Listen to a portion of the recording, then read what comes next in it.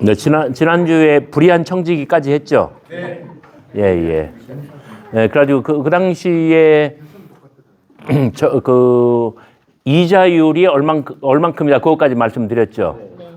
네, 그래가지고 원래 계약서는 이자 1년치 이자를 포함시켜서 원금으로 계약서를 작성했는데, 근데 실질적인 이자를 빼고 진짜 원금으로 다 고쳐 쓴 거라고. 그죠? 그래가지고, 가끔은 이렇게, 뭐랄까, 잔머리 굴리고 약삭 바르고 한 것이, 참, 이렇게 어필할 때가 있어요. 맞습니다. 여기서 이제 이 청지기는 이 청지기의 트레이트, 특질이라고 번역한다고 했죠. 청지기는 어떤 사람인가요? 그 특질, 기질로 볼 때. 예수님이 소설가예요. 그러면 이 청지기를 등장인물로 이 비유의 이야기 세계에 내보낼 때 청지기는 어떤 사람이에요? 그러니까 잔머리 굴리는 사람이지 뭐. 잔머리를 굴렸는데 근데 중요한 건 뭐냐면 명분을 잡았다는 거예요. 그러니까 율법의 그 본래적인 취지를 살리도록. 그런 점에서 예수님께서는 잔머리를 굴리더라도 이런 식으로 굴리는 건 괜찮다라고 여기신 거죠. 그죠? 그 소설가가 어떤 이야기 세계를 만들 때 어떤 시간과 공간, 이 시간과 공간 두 가지를 합해서 우리가 배경이라고 부릅니다.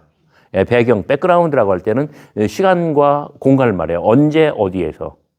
그 다음에 시간과 공간이라고 하는 백그라운드에, 그러니까 이건 천지를 창조하는 거하고 순서가 똑같아요.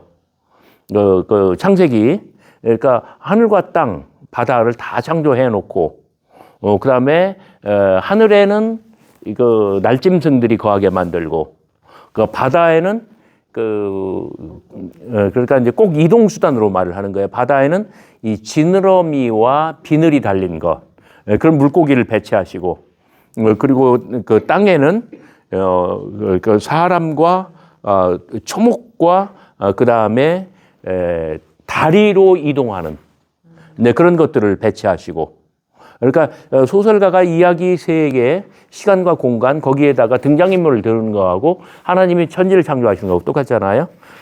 그래서 그러니까 시간과 공간, 언제, 어디에서, 누가, 무엇을 어떻게 왜? 그래가지고 그 등장인물이 나가면 그 사람이 하는 행위가 있어요. 그리고 한 번 하는 행위면은 그냥 이렇게 사진하고 비슷한데, 이것이 연속적으로 나오면 동영상하고 같아지는 거죠. 이것을 우리가 플롯이라고 불러요. 플롯. 그러니까 이 비유에는 적어도 세 가지 종류의 사람들이 등장해요. 어떤 사람이에요? 어떤 랜드로드, 지주죠. 모든 것을 소유한 주인.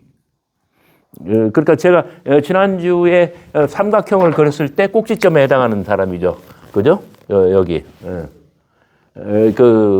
집주인,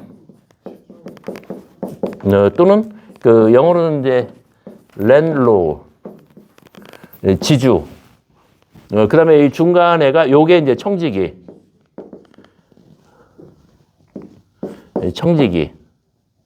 그 다음에 여기가 소작인. 소작농. 근데 청지기의 역할은 이 소작농으로부터 이 모든 노동과 그 다음에 가치, 노동력과 가치를 다 빨아서 주인한테 전달해 주는 건데, 그런데 또는 채무자.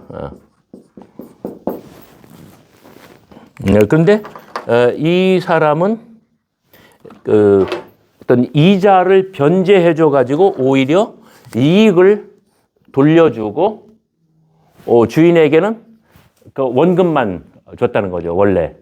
그렇게 해서 청지기직을 잃을 판인데, 그런데 결국은 저 랜드로드, 집주인이 잘하였도다 칭찬함으로써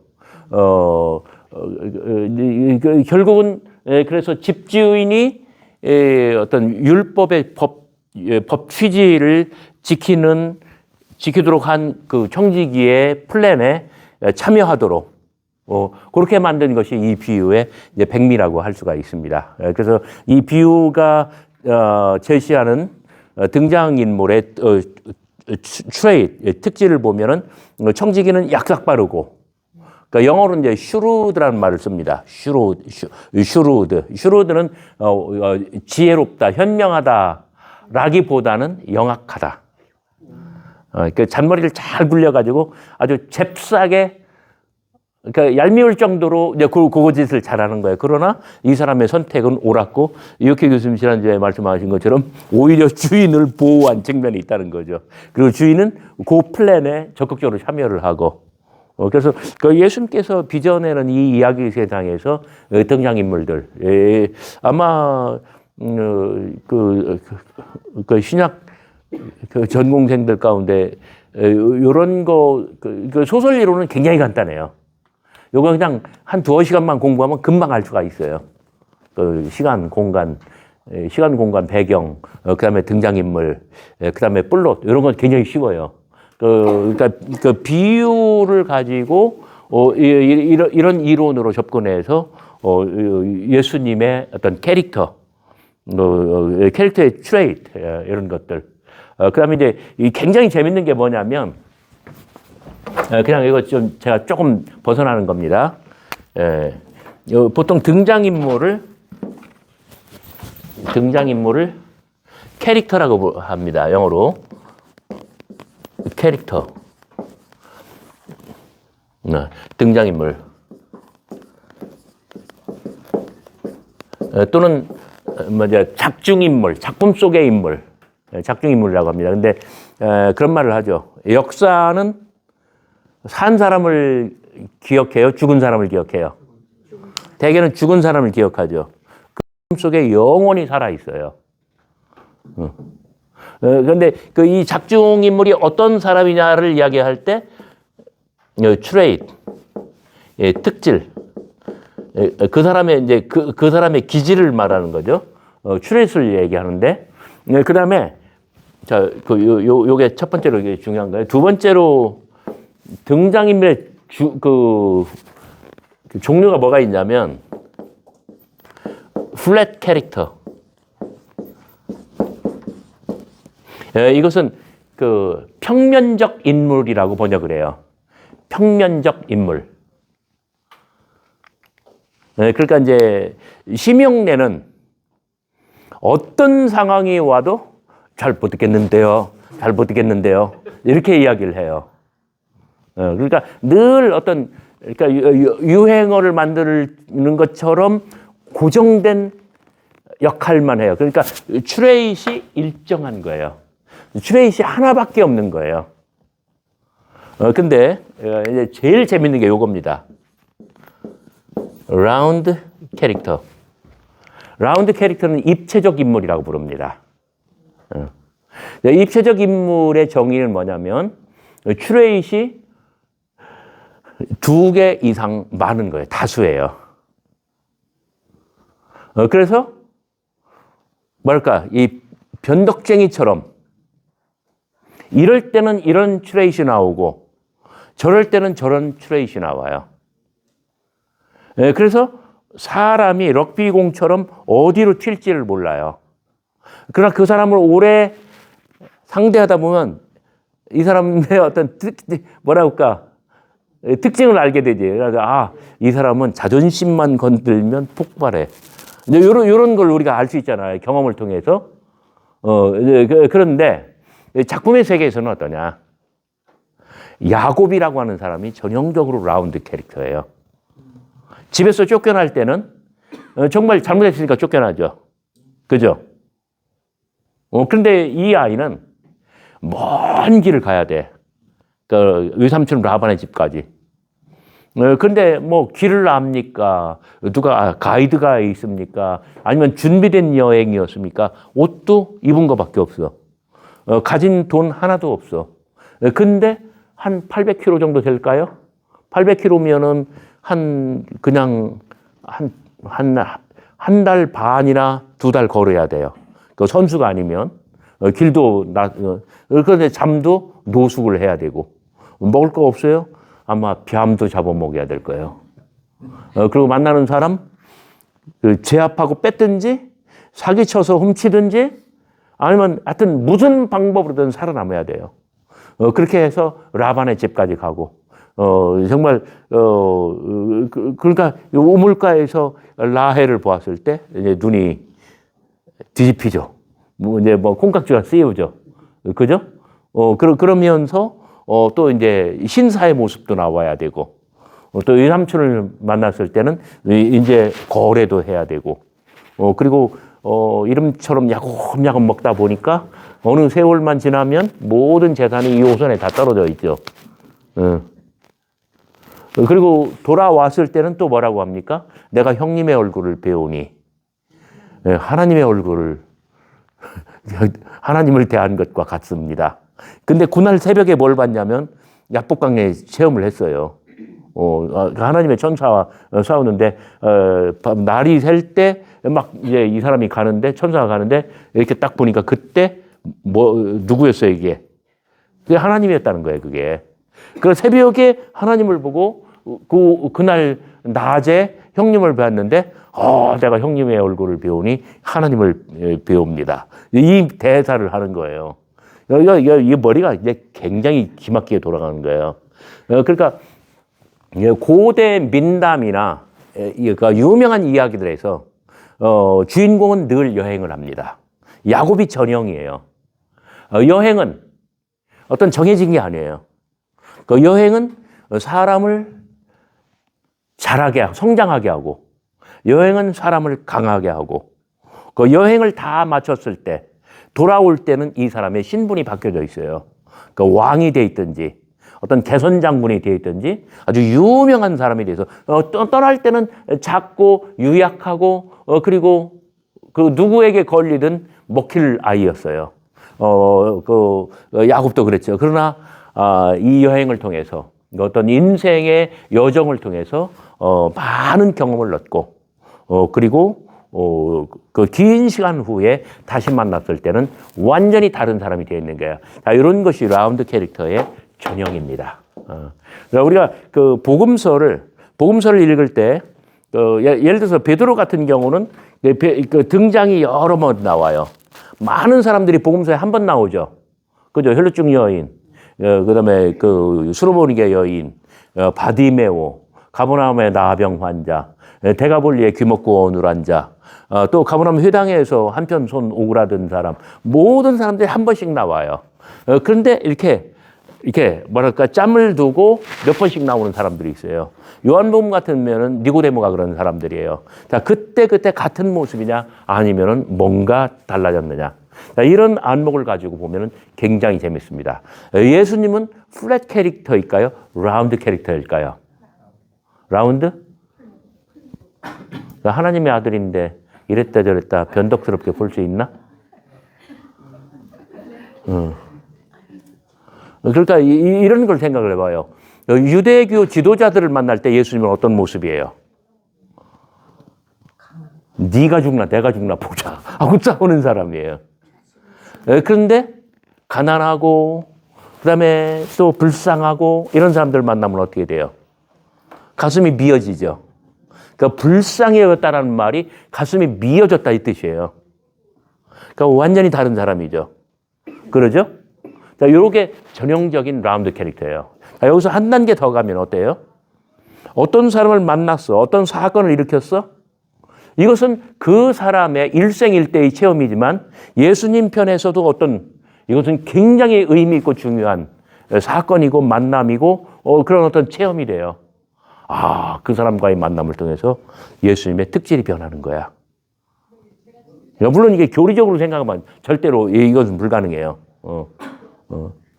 그런데 어떤 사람을 만났을 때 당신의 마음이 미어졌고 그리고 뭔가를 아주 심각하게 느끼셨고 체험하셨고 받아들이셨고 그래서 다음 사람을 만날 때 그게 반영이 되고. 자, 이것이 전형적인 그러니까 어떤 우리가 등장인물을 라운드 캐릭터로 볼 때 이야기가 달라집니다. 오늘 그 불의한 청지기 이 비유에서 이 주인을 라운드 캐릭터로 보면 됩니다. 과거에는 어때? 청지기를 고용해서 밑바닥으로부터 모든 엑기스, 돈이 될 만한 거, 노동력, 착취 다 빨아들여야 돼요. 그래서 청지기를 고용했어요. 그런데 청지기가 하는 걸 보고 아하, 무릎을 치고 네가 옳도다 하면서 청지기가 벌인 이 사기극에 참여를 하는 거예요. 청지기도 마찬가지입니다. 주인의 이해관계와 관계없이 자기가 중간에서 다 착복을 했어요. 그런데 상황은 변했고 주인은 모든 것을 알아버렸고 이때 청지기는 새로운 계획을 꾸미기 시작합니다. 그러면서 비유는 반전의 반전을 거듭하고 그래서 혹시 이제 이게 충분히 어떤 그 예수님의 비유에 나오는 등장인물들 이걸 가지고 충분한 거리가 다 나올지는 모르겠는데 이런 식으로 보는 것은 상당히 재미있고 그리고 아마 전 세계에서 처음 다루는. 근데 지혜로운 청지기를 볼 때 예수님이 이렇게 집 주인이 저기는 칭찬을 하지만 요런 봐라 요거 이랬을 것 같아요. 그렇지. 저 같으면 그럽니다. 네. 여기서요.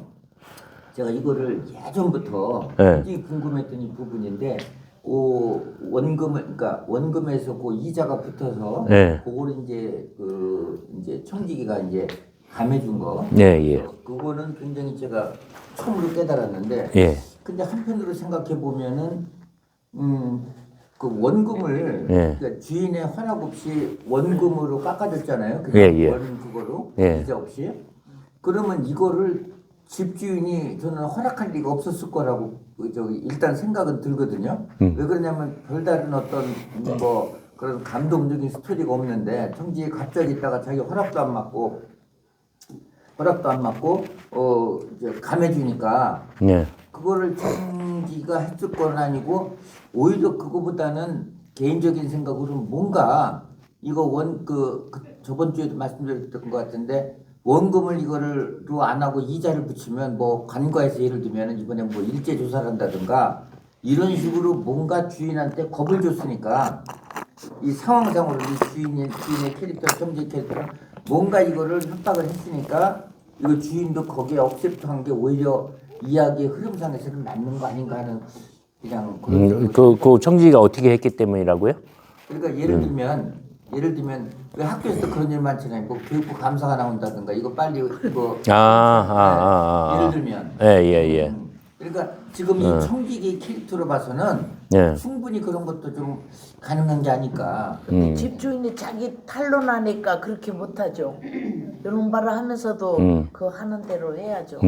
그런 것 같아요. 일단 우리가 비유를 정의할 때에 비유는 실화는 아니에요. 그 사실적인 이야기지만 허구라고 얘기를 해요. 사실적이다, 허구적이다. 그러니까 매일매일 일어날 수 있는 일. 그런데 실제로 몇 년, 몇 월, 며칠 누가 어떻게 했다 신문 기사에 있는 그런 사건이 아니라 그냥 이건 지어낸 이야기예요.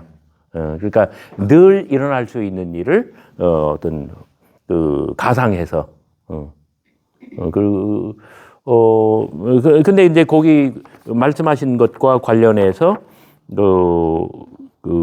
지난번에 그 주황색으로 칠했나요? 빌어먹자니 부끄럽다. 자기 집으로 영접한다. 6절 기름백말, 7절 밀백석, 그다음에 맨 끝에 영접하리라. 이런 것들은 어떤 그 테이블 펠로우십, 식탁 교제에 관한 것들이고 하나의 그 소셜 코드예요. 결국 이 사람이 왜 이런 뭐랄까요? 이거 공문서를 위조하는 이런 범행을 착수하게 됐느냐? 결국은 그 자기가 주인한테 해고되면은 이 밑에 사람들 채무자들에게 주인에게도 그 해고당하고 밑에 사람들한테도 버림당하고 그럴 바에는 차라리 밑에 사람들 챙기자. 그러면 그들이 나를 영접하리라 하면서 적어도 한쪽은 붙잡는. 그래서 영악하다고 하는 거죠. 그러니까 집주인도 나쁘고 따지고 보면 청지기도 나쁜 거예요. 집주인 마음에 드는 게 하나도 없어요. 교수님 그리고 좀 질문이 있는데요. 예. 아까 그 플랫 캐릭터하고 라운드 캐릭터에서 예. 예수님이 이제 그 외면적인 거하고 내면적인 그 캐릭터가 예. 한결같으신 분이시잖아요, 예수님이요. 예. 그러니까 이제 네. 그 어떤 교리로 보면 한결같다고 봐야 되죠. 그래서 이제 내면적인 그 캐릭터하고 그게 좀 라운드 캐릭터에 어떤 기준이 있어야 되지 않을까. 그러니까 이제 그 재밌는 게 봐요. 한번 마가복음으로 치면 한번 그 찾아보셔요. 마가복음으로 치면 그 1장 12절 13절 그 13절 40일 동안 아마 금식하신 것 같아요. 금식했다는 단어는 없어요. 그러니까 마가복음 1장 13절. 그런데 아무튼 그 13절에 예수님께서는 40일 동안 광야에서 어떤 그 아무런 보호 장치도 없고 그리고 그 거친 삶, 가장 위태로운 삶, 그리고 만약에 금식까지 했다고 한다면 아주 뭐랄까요, 그 죽음의 경계를 넘나드는 생사의 경계를 넘나드는. 그런데 그때 13절 끝에 천사들이 수종들더라. 우리말로는 수종들더라라고 번역을 했습니다만은 헬라어로는 디아코네오. 디아코네오는 뭐냐면은 디아코니아, 섬김. 뭘로 섬겨요? 빵이든 고기든 그 다음에 음식으로 섬기는 거예요. 예수님께서는 이때 어떤 섬김을 받으셨어요. 그리고 2장으로 넘어가면 2장 1절부터 3장 6절까지가 갈릴리 논쟁인데 5편의 이야기입니다. 그런데 특히 13절부터 그 5개의 이야기 가운데 2번, 3번, 4번이 완전히 전부 다 식탁교제 이야기예요. 그러니까 1장 13절에서 예수님께서는 식탁교제, 섬김을 받았어요. 천사들로부터. 너무너무 좋았어요. 정말 40일 동안 아주 거친 그 와일드 라이프, 굶주려서 죽을 수밖에 없는 그런 하늘의 천사들이 와가지고 자기를 음식으로 섬길 때, 그냥 이거는 먹고 배부르다는 게 아니야. 어떤 세상에 있는 생명의 어떤 자원, 생명의 기운, 생명의 모든 것들이 내 몸 안에 들어오고, 그리고 내 몸이 살아나고. 와, 그러니까 그 전에 세례 이야기를 통해서는 여러분 한번 확인해 보실까요? 마가복음 1장. 아마 여러분 대부분의 분들이 아실 거예요. 1장 9절 예수께서 요단강에서가 아니라 요단강 속으로 완전히 물속으로 들어가는 죽음의 침례. 그래서 자신의 과거와 자신의 전 존재에 대해서 완전히 죽어지는 그 세례. 그런데 11절 봐요. 하늘에서 소리가 나기를 너는 내 사랑하는 아들이라 내가 너를 기뻐하노라. 다른 복음서에서는 이는 내 사랑하는 아들이라요. 그 수많은 사람들 앞에서 예수님의 신분, 예수님의 정체성을 공개적으로 인증해 주는 거예요. 근데 마가복음에서는 뭐라고 해요? 너는 내 사랑하는 아들이라 내가 너를 기뻐하노라. 이것은 많은 사람들의 귀에는 아니 들려도 예수님께서 얻으신 당신만의 체험이에요. 뭔가를 들으셨고 어떤 득음의 경지에 들어가셨다는 이야기예요. 그리고 그 앞에 10절 곧 물에서 올라오실 때 하늘의 갈라짐. 그러니까 마지막에 숨지실 때는 휘장이 갈라지죠. 갈라지다 찢어지다 동일한 단어인데 여기서는 갈라짐, 거기서는 찢어짐. 다르게 번역을 했을 뿐이에요. 그 다음에 성령이 비둘기같이 내려와 자기 속으로 들어가는 것을 보셨다. 그러니까 그 어떤 보셨다, 들으셨다. 예수님께서는 이 세례의 그 어떤 체험을 통해서, 세례를 통해서 뭔가를 보시는 하늘의 빛, 하늘의 빛에 대한 체험, 뭔가를 들으셨다라고 하는 하늘의 소리에 대한 체험. 그 이후에 예수님께서는 이 생사를 넘나드는 그 갈림길로 들어가서 너무너무 뭐랄까요, 밑바닥까지 내려가 있는데, 그런데 천사들이 와가지고 나에게 음식으로 나를 섬겼다. 너무너무 좋았던 거예요. 이거 정말 어떤 그 음식이야말로, 음식을 함께 나누는 이 식탁교제야말로, 이것은, 정말 이 줄인 자에게나, 그 다음에 목마른 자에게나, 가난한 자에게나, 당신 같은 자에게나 모두에게 하나님께서 천지를 창조하실 때처럼 이것은 생명의 역사. 이것이 바로 하나님의 나라다. 이것을 체험한 다음에 그 레위의 식탁, 그 다음에 금식 논쟁, 그 안식일 밀리사 이렇게 간다는 거예요. 그러니까 라운드 캐릭터로 볼 때 예수님께서는 하나의 사건을 경험하시고 어떤 그 체험과 아주 깊은 어떤 의미의 뭐랄까요? 의미의 그 경험. 이것을 받은 다음에 그 다음 단계로 넘어가면 식탁교제가 이제 신학화되기 시작해요. 뭐냐면은 그러니까 마지막 최후의 만찬에서 이것은 내 몸이니라 라고 하시는 것이 8장 13절. 제자들이 빵 가져오기를 잊었음에 배에 빵 한 개밖에 없더라. 이 빵이 당신이에요. 그러니까 굉장히 뭐랄까 그 라운드 캐릭터로 볼 때에 처음에는 당신의 주림과 어떤 죽음의 문턱까지 가는 경험, 그 다음에 천사들의 수종 섬김을 받고 정말 하나님의 나라란 이런 것이야.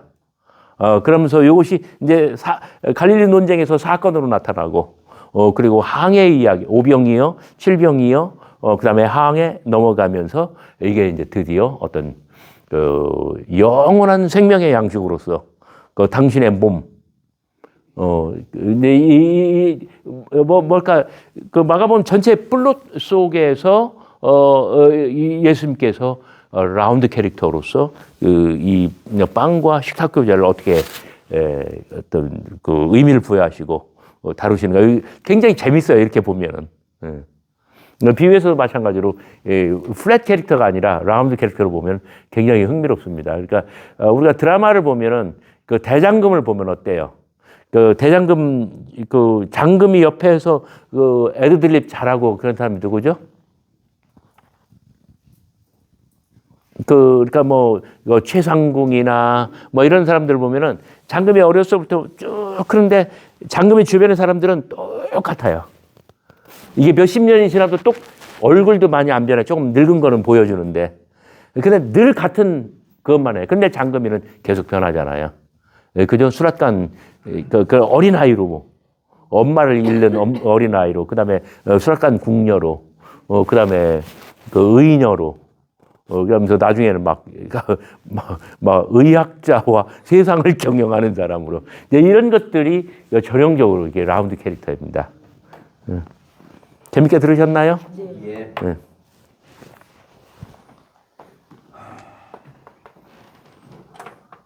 자, 포도원의 품꾼들.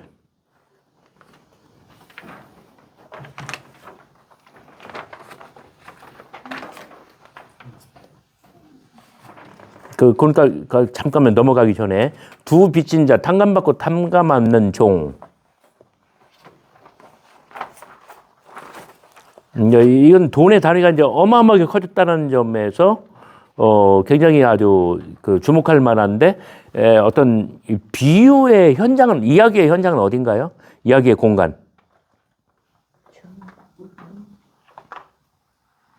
뭐 이제 거의 왕궁급의 이제 그런 어떤 뭐랄까요? 이 법정 같은, 그러니까 뭔가를 회계하고 계산을 해야 되고, 그 다음에 심판을 하는, 그런 거죠. 불의한 청지기도 어떤 회계, 어카운팅이 나오고, 그 다음에 포도원의 품꾼들은 완벽하게 공간이 포도원으로 바뀌고 있습니다. 천국은 마치 품꾼을 얻어 포도원에 들여보내려고. 그런데 거기 들여보내려고라고 번역을 했습니다만은 misdosastai, misdomai 이건 뭐냐면 고용하다예요. 우리말로 고용하다 이렇게 번역하는 게 훨씬 더 좋을 것 같아요. 천국은 마치 품꾼을 얻어 포도원에 고용한 품꾼을 얻어 포도원에 고용하려고 이른 아침에 나간 집주인과 같으니 집주인 오이코데스포테이 그가 한 데나리온씩 품꾼들과 약속하여 그 포도원에 들여보내고 제3시에 나가보니 장터에서 놀고 있는 사람들이 또 있는지라 그들에게 이르되 너희도 포도원에 들어가라 내가 너희에게 상당하게 주리라 그들이 가고 제6시 9시 또 그와 같이 하고 제11시 서 있는 사람이 또 있는지라 이르되 너희는 어찌하여 종일토록 놀고 여기 서 있느냐 이르되 우리를 품꾼으로 쓰는 이가 없나이다. 여기도 동일하게 쓰다 미스도마이 그러니까 여기 그 맨 윗줄에 포도원에 들여보내려고 여기 쓰는 이게 동일한 단어예요. 환장하죠. 그죠? 두 개 다 고용한다는 뜻입니다. 미스도마이. 그러니까 1절 천국은 마치 품꾼을 얻어 포도원에 고용하려고 그 다음에 7절 이르되 우리를 품꾼으로 고용하는 이가 없나이다. 이르되 너희도 포도원에 들어가라. 저물매 포도원 주인이 청지기에게 이르되 품꾼들을 불러 나중 온 자로부터 시작하여 먼저 온 자까지 삭을 주라. 여기 삭 미스도스 미스도스 그 삭슬 미스돈 제11시에 온 자들이 와서 한 데나리온씩 받건을 먼저 온 자들이 와서 더 받은 줄 알았더니 그들도 한 데나리온 받은 후에 집주인이 원망하여 가로되 나중 온 이 사람들은 1시간밖에 일하지 아니하였거늘 그들을 종일 수고하며 더위를 견디는 우리와 같게 하였나이다. 주인이 그 중에 한 사람에게 대답하여 이르되 친구여 내가 내게 잘못한 것이 없느라 내가 나와 한 데나리온에 계약을 하지 아니하였느냐 내 것이나 가지고 가라. 나중 온 이 사람 내게 너와 같이 주는 것이 내 뜻이니라. 내 것을 가지고 내 뜻대로 할 것이 아니냐. 내가 선함으로 내가 악하게 보느냐. 여기에도 어떤 그 경제 활동과 관련된 그런 전문 용어들이 꽤 많이 나오고 있습니다. 집주인은 오이코데스포테이, 그 다음에 에피스트로포스, 이것은 감시인, 관리인, 청직이에요.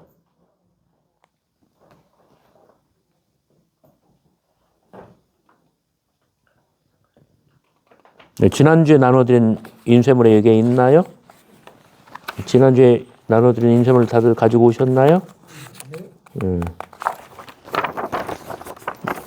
딱 잊어버린 사람. 이유민 목사님 받았어요, 이거? 네, 있습니다. 없는 사람. 품삯은 다 받으신. 여기, 포도원 품꾼들 거기, 세 번째 문단에 나오네요. 그죠? 예, 집주인은 오이코데스포테이스, 포도원은 암펠론, 품꾼 일용 노동자는 에르가테이스, 고용하다는 미스도마이. 오미크론이 하나만 나와야 되는데 두 번째 거 지우도 돼요. 액센트 없는 거. 미스도마이. 계약은 숨폼의 계약하다, 약속하다. 시장은 아고라. 감독관 청지기는 에피트로포스, 삭 또는 임금, 품삯, 이런 미스도스. 포도원 품꾼들에는 이러한 어떤 경제적인 경제 용어, 이것은 정말 어떤 이제 일종의 그런 것들이 굉장히 많이 들어가 있어요.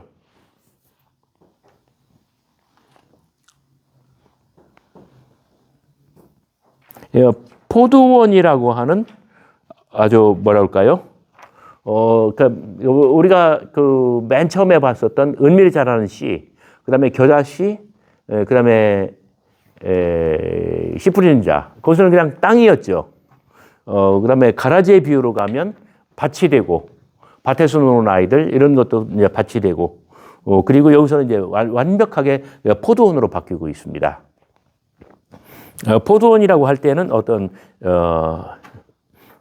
제가 그 말씀 드렸죠. 모든 종류의 과수원이라고 포도밭만 말하는 게 아니라 모든 종류의 과수원.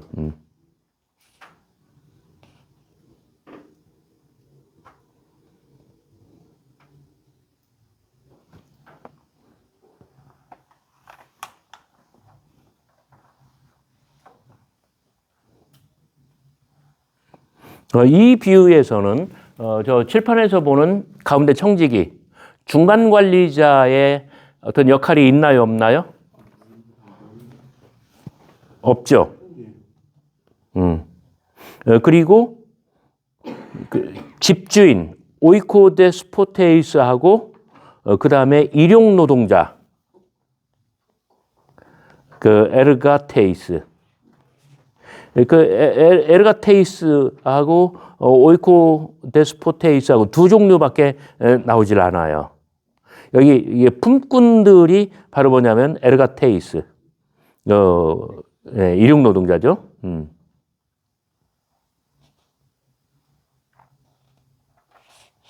그래서 이 비유에서는 중간 관리자가 존재하지 않고 직접 그 지주와 품꾼들이 직접 계약하고 직접 관계를 합니다. 자, 포도원이라는 단어가 여러 번 나오는데 한번 연두색으로 마크해봐요. 1절 포도원, 2절 첫 줄 끝에 포도원, 4절 포도원, 7절 포도원, 8절 포도원,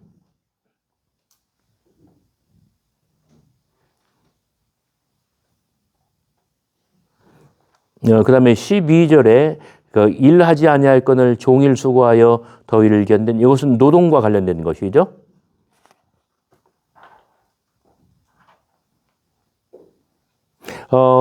이 비유는 이 비유의 주제는 뭔가요? 어떤 주제라고 하기보다는 소재, 무엇을 그 이야기 소재로 삼았나요? 언제 하든 주인이 마음대로 그거는 주제고, 그러니까 이야기거리는 뭐예요? 그러니까 쉽게 말하면 노동과 보상이에요. 노동과 보상. 그런데 계약을 어떻게 하냐면은 그 하루품삯을 주는 것, 데나리온을 주는 것. 그러니까 아침에 오나 끝나는 시간에 오나 동일하게 준다는 것이죠. 예수님은 이 비유를 통해서 하나님의 나라를 어떻게 지금 설명하시는 건가요? 그런데 부모의 마음으로 읽으면 이게 금방 읽혀요. 공평한 베푸심 뭐 그런 거. 네, 그러니까 그 성적을 잘 받아온 애나 자식 중에 뭐 꼴찌 성적표를 가져온 애나 다 먹여 살려야지 어떻게 함께 가야지, 그죠? 그러니까 예수님께서는 율법을 잘 지키는 그 1등 유대인이나 그다음에 좀 덜 떨어진 좀 자격이 미달돼 보이는 이런 사람들이 하나님의 나라는 모두에게 열려져 있다. 모두가 보상을 받을 수가 있고 모두가 혜택을 입을 수가 있고 그러니까 인간은 끊임없이 자기가 더 우월하다. 내가 쟤네들보다는 낫다. 나를 더 대우해달라. 요구를 하겠죠. 그러나 하나님 편에서 보면 그러니까 뭐 저 높이 비행기에서 보면 뭐 키가 큰 사람이나 키가 좀 저처럼 작은 사람이나 다 그게 그거거든. 뭐 우리가 뭐 개미들 볼 때 잘난 개미, 못난 개미 누가 따지나요? 그죠?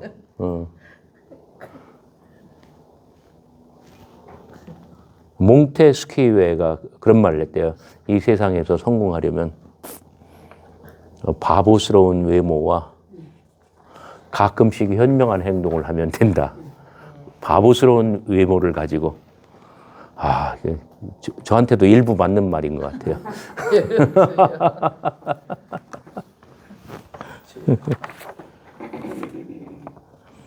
자, 여기 너희도 포도원에 들어가라. 너희도 포도원에 들어가라. 2번 나오죠. 4절과 7절에 이 포도원에 들어가라 이 말은 어떤 잔치 초청에 응답하는 것, 혼인잔치의 비유 이런 것들과 어떤 그 동일한 모티브입니다. 데나리온이라는 단어가 4번 나옵니다. 2절 데나리온. 뭐 혹시 보라색 사인펜이나 있으면 한번 이렇게 동그라미를 쳐보시면 2절 데나리온, 9절 끝에 데나리온, 10절 끝에 데나리온, 13절 끝에 데나리온. 그러니까 그 페이지에서 맨 꼭대기 데나리온 2번 나왔죠. 두 빚진 자에. 그죠? 그 다음에 탕감 맞고 탕감 맞는 종 2번째 줄에 달란트. 그 다음에 27절 둘째 줄 끝에 데나리온. 그러니까 보화의 비유에서 보화가 또는 다른 비유에서 은전, 돈 이런 것들이 여기서는 데나리온, 달란트, 데나리온 이렇게 변형되고 있고 그 다음에 포도원의 품꾼들에서는 다 데나리온으로 나오고 있습니다. 그러니까 전체적으로 한번 봐요. 맨 처음에는 어떤 땅과 자연의 비유, 은밀히 자라는 씨, 그 다음에 겨자씨, 그 다음에 씨 뿌리는 자, 곡식과 가라지, 밭에서 노는 아이들, 그 다음에 어리석은 부자의 비유, 그 밭에 소출이 풍성함에.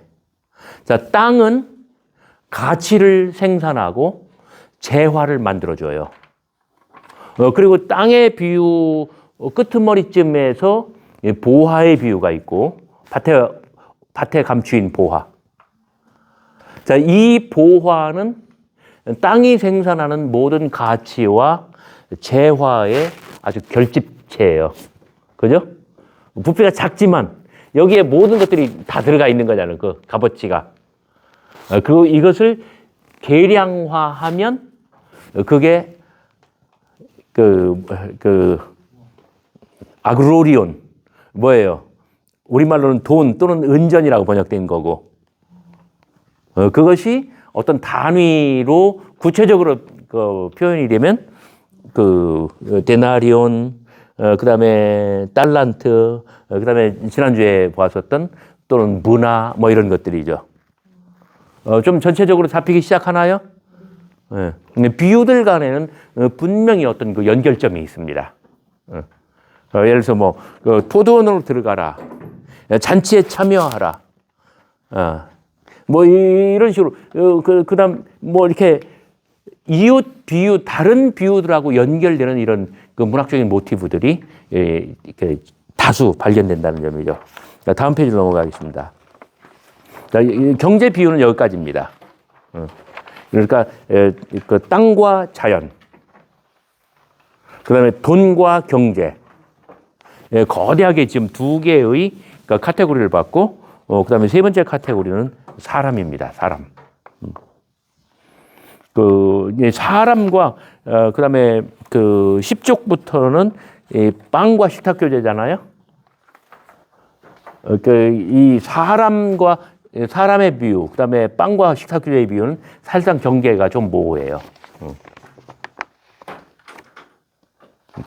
분명히 땅과 자연, 여기서는 그 땅과 자연이 소중한 것이며 어떤 자율성을 가지고 있고 굉장히 많은 것을 생산하고 어떤 가치를 창출하고 그것이 이제 돈과 경제의 비유로 발전한 한편으로는 돈과 경제의 비유로 발전하지만 다른 한편으로는 땅에서 나는 곡식, 알곡, 이 추수 이런 것들이 이제 빵과 식탁 교제로 가는 것이고 그것이 사람을 지향하는 것이죠. 무엇보다도 사람이다. 자, 부자와 나사로. 누가복음 16장입니다. 한 부자가 있어 자색옷과 고운 베옷을 입고 날마다 호화롭게 즐기더라. 날마다 호화롭게 즐기더라. 식탁교제입니다.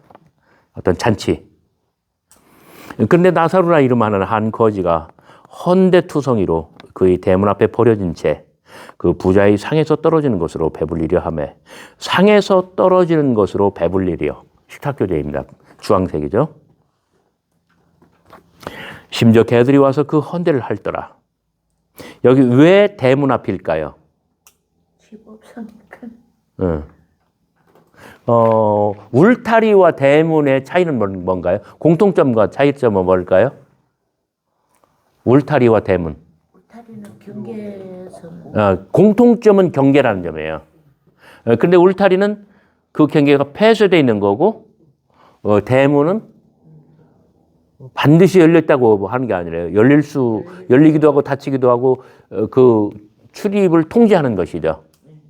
그러니까 이 나사로는 부자의 집에 들어갈 수 없는 거예요. 그러니까 대문 앞에서 들어갈 수 없는. 아까 이제 포도원으로 들어가라라고 했는데 여기서는 나사로는 결코 그 부자의 집에 들어가지를 못합니다. 그런데 개들이 와서 그 헌대를 핥더라. 이에 그 거지가 죽어 천사들에게. 그러니까 죽음이 비유의 어떤 그 소재로 등장한 데가 어디에 있었나요? 비유 가운데 누군가 죽는 거. 또는 밤, 예? 나사로는 지금 희망 여기고. 또 다른 비유에서. 이 나사로 말고 저기 베다니의 나사로? 예. 아니 비유에서. 예? 탕감 맞는 종? 아니요. 어리석은 부자의 비유. 그러니까 내가 곡간을 크게 짓고, 거기서 그냥 날마다 이렇게 호화롭게 살리라라고 했는데 어리석은 자여 등을 탁탁 치면서 오늘 밤에 어떻게 한다? 내 영혼을 내가 취하면 어떻게 하겠느냐? 그거. 그 다음에 또 하나는 암살의 비유.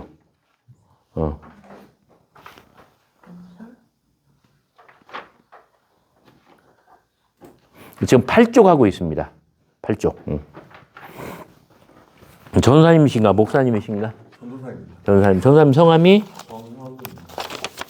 아까 출석 불렀거든. 정홍규? 아니. 잘못된 출석보다. 정현우 전도사님. 매주 왔는데 오늘만 결석으로 찍혀가지고.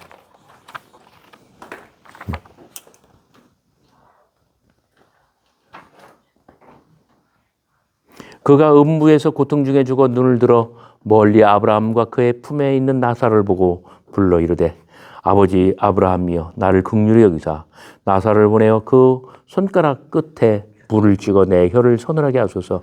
내가 이 불꽃 가운데 괴로워하나이다. 아브라함이 이르되 예 너는 살았을 때 좋은 것을 받았고 나사로는 고난을 받았으니 이것을 기억하라. 이제 그는 여기서 위로를 받고 너는 괴로움을 받느니라.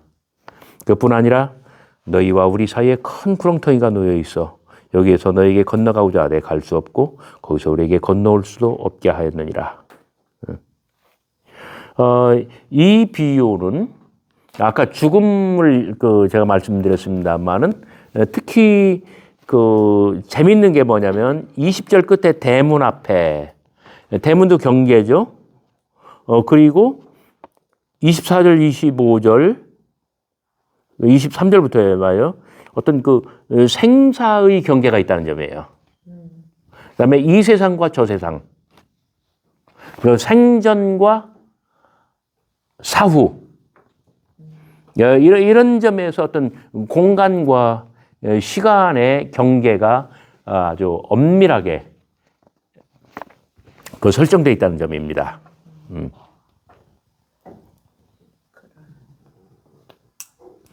그 다음에 나사로는 고난을 받았으니 이제 그는 여기서 위로를 받고 이승에서는 고난, 저승에서는 위로.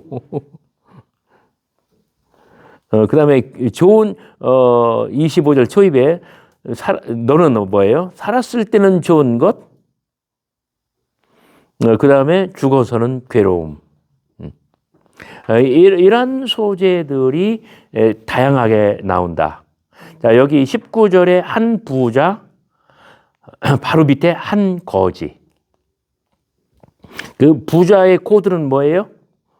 한 부자가 있어. 뭐를 입어요? 자색옷, 고운 배옷. 자, 요건 부자의 어떤 그 시그널이에요. 자색옷, 고운 배옷. 그러니까 피부 밖으로는 이런 것들이 있고, 그다음에 피부 안으로는 호의호식, 잘 먹고 잘 사는 것. 호화롭게 즐기더라. 요거는 식탁교제예요. 거지의 시그널은 뭡니까? 어떤 굶주림. 그래서 상에서 떨어진 것으로 배불리려 요 식탁교제라고 있죠. 그다음에 개들과 친구가 되고.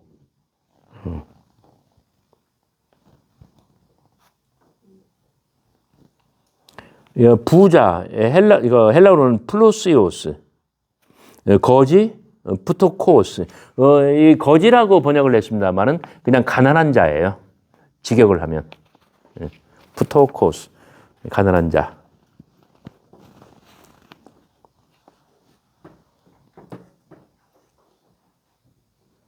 그래서 이 비유는 어떤 그 사회 아까 바로 앞에 그 비유가 어떤 그 노동과 보상이라고 했잖아요.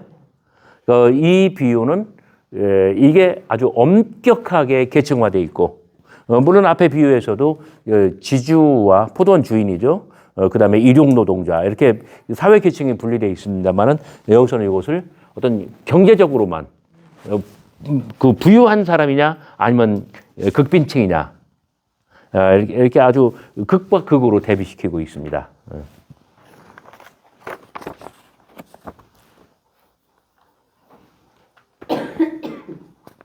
이 과부와 재판관.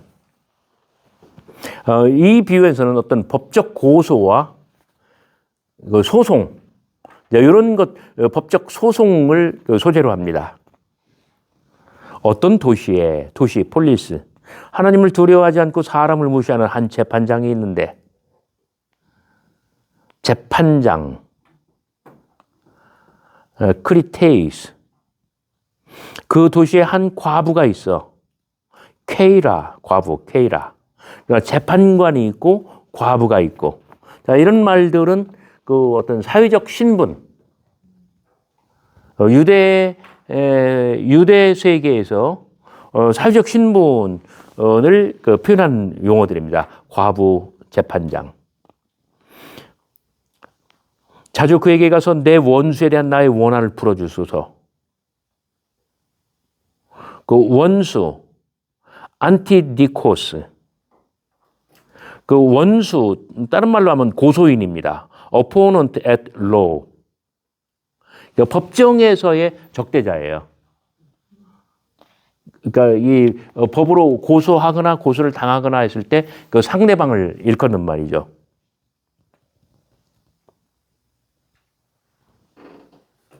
그 원한을 풀어주소서.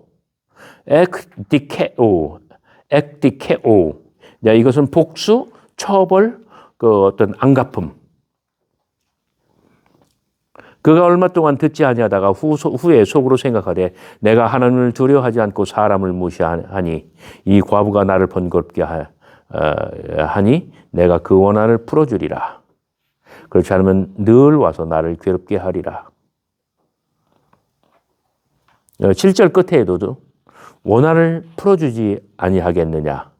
자, 원한을 풀다라는 말이 3번 반복되죠. 그 비유의 둘째 줄 중간, 그 다음에 2줄 아래, 그 다음에 또 2줄 아래. 원한을 풀다, 또는 원수를 갚다, 복수하다, 처벌하다. 그 헬라어로는 엑디케오.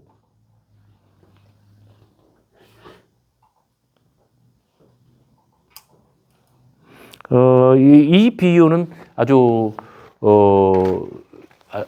어떤 그 돈과 경제의 비유와 달리 아주 완벽하게 재판정, 그러니까 법원 또는 재판과 관련된 소송과 관련된 그런 이야기입니다. 그래서 이 땅에서 어떤 원한을 가지고 억울하게 당하는 사람이 승소할 수 있는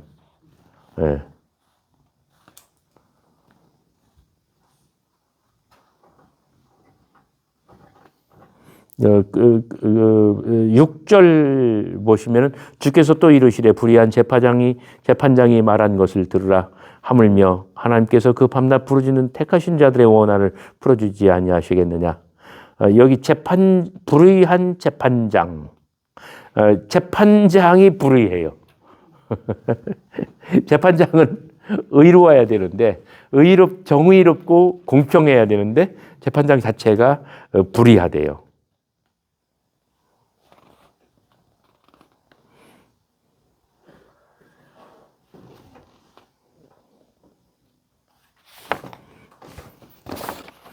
바리새인과 세리.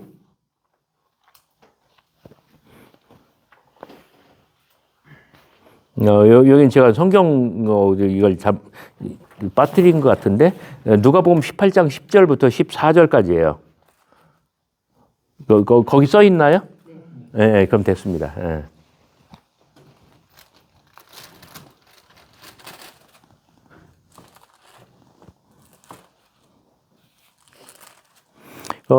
부자와 나사로도 결국은 그 사람에 대한 어떤 초점입니다. 나사로는 자신의 지위, 이것을, 죄송합니다. 부자.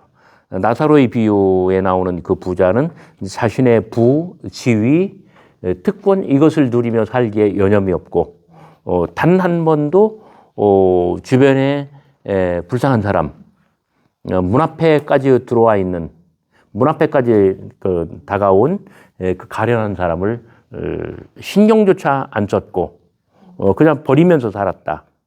그 다음에 재판관도 과부의 원한을 모르고 살았다. 그 다음에 바리새인과 세리도 잘난 사람이에요. 바리새인도. 바리새인은 서서 따로 기도하여 이르되 하나님이여 나는 다른 사람들 곧 토색 불의 간음을 하는 자들과 같지 아니하고 이 세리와도 같지 아니하고. 근데 세리는 옆에서 이 세리 할 때 아이고 시방 나를 말하네. 그러니까 이 어떤 나사로, 그다음에 과부, 여기 세리 공통점이죠. 그죠? 그런데 예수님께서는 자 비유의 작가이신 예수님께서는 이런 사람들을 지금 옹호하시고 그다음에 지지해 주시죠. 그죠? 착한 사마리아 사람의 비유도 마찬가지입니다. 착한 사마리아 사람의 비유는 굉장히 제가 학기 초에 말씀드렸을 거예요. 이게 굉장히 아주 현기증 나는 그런 비유예요. 여기서는 누가 나사로 과부 세리의 위치에 처해져요. 예루살렘에서 출발한 그 여행객, 유대인. 근데 누가 와서 도와요? 사마리아인이 와서 도와요. 요게 가장 아주 뭐랄까요? 그 현기증 나는 부분입니다. 그러니까 어떤 나사로, 부자, 재판관, 바리새인. 그 자리에 있었던 사람이 이번에는 그 나사로, 과부, 세리의 자리로 내동댕이 쳐지고 그리고 원수가 와서 이 사람을 도와요. 그러니까 그 유대인들이 볼 때는 이런 것은 이 네 개의 비유는 굉장히 유대 사회를 도발하고 기강을 흐트러버리는 그런 비유가 아주 위험천만한 그런 이야기가 됩니다. 그다음에 다음 페이지. 잃어버린 양, 잃어버린 드라크마, 잃어버린 아들. 이 세 개의 비유에서는 앞선 페이지에 나사로, 과부, 세리에 해당하는 사람들. 그죠? 그리고 사마리아 사람에게 도움을 받은 그 예루살렘 시민. 예.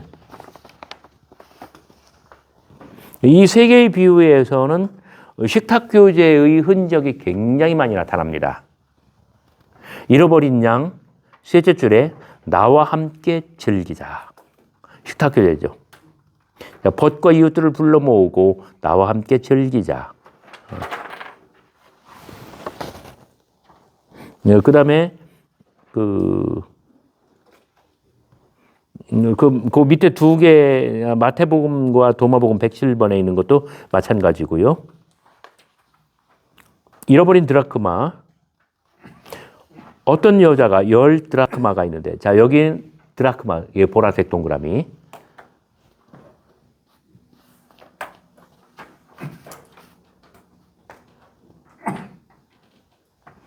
하나를 잃으면 등불을 켜고 집을 쓸며 찾아내기까지 부지런히 찾지 아니하겠느냐. 또 찾아낸즉 벗과 이웃을 불러 모으고 말하되 나와 함께 즐기자.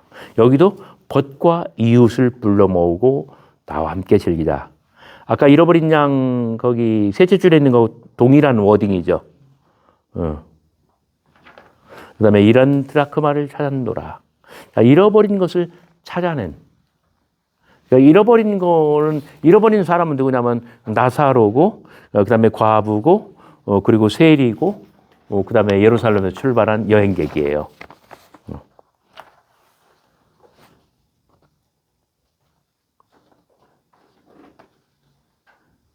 그다음에 잃어버린 아들. 이 표현은 제가 곧 이제 할게요. 이 세 개, 누가복음 15장에 나오는 잃어버린 것, 잃어버린 한 가지, 잃어버린 한 사람. 처음에는 양, 두 번째는 드라크마, 세 번째는 아들.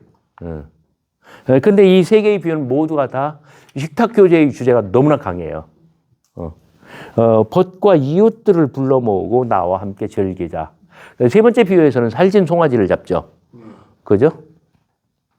그래서 역사적 예술을 연구하는 여러 사람들에게 이 세 개의 비유는 아주 굉장히 신선한 자극을 주었습니다. 막 장롱을 다 끌어내면서 드라크마를 찾아냈어요. 가지고 잔치를 벌여요.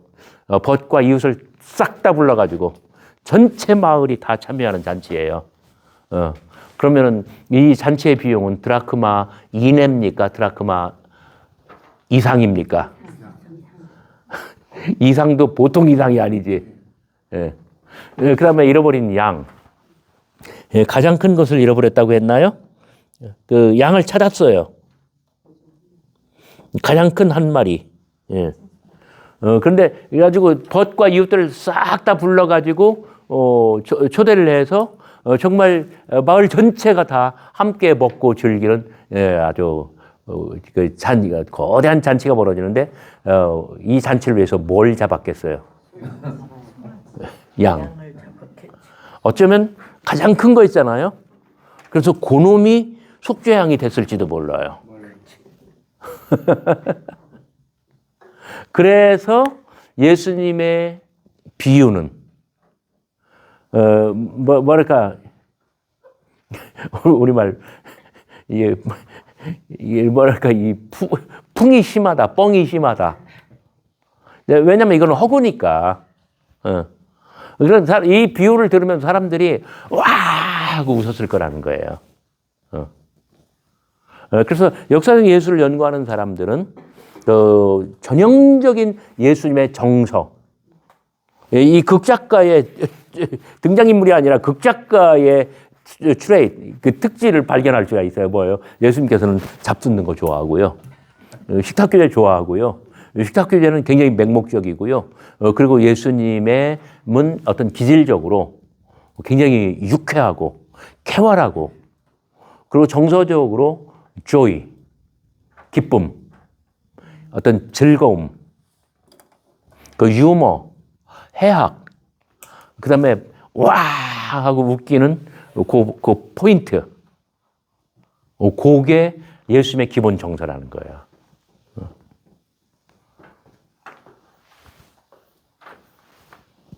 그래서 제가 오늘 가지고 오진 않았습니다만 뒤집어 있는 신약성서 그 책에다가 그 예수님의 식탁교제를 설명할 때 요 대목을 다 이야기해요. 그 잔치의 비용은 드라크마보다 몇십 배, 몇백 배 됐을 테고, 그리고 양을 찾아왔는데 찾아온 그 양이 속죄의 양이 됐을지 모르고, 한 아들을 찾았는데 모범적인 큰 아들을 잃을 판이고, 그 예수님의 잔치는 맹목적이에요. 예수님의 식탁교제는 정말 그거 자체가 궁극적인 목적인 양, 어떤 뭐 좀 심하게 말하면 수단과 방법을 가리지 아니하고 그 자체가 궁극적인 목적인 것 같아요.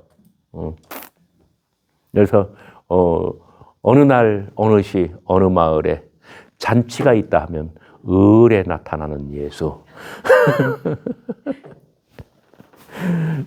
수첩 일정표에는 빼곡히 그 잔치의 리스트가 있어. 이 정도로 예수님은 그렇게, 그러니까 실제로 양식 비평으로 예수님의 진정한 말씀을 연구하는 그 양식 비평으로 예수님의 진정한 말씀들이 어떤 자리에서 나왔느냐를 연구한 노만 베린이 말하기를 거의 다 이 밥상머리, 식탁에서 먹는 자리에서 나온 말씀들이라는 거예요. 예수의 진짜 말씀들.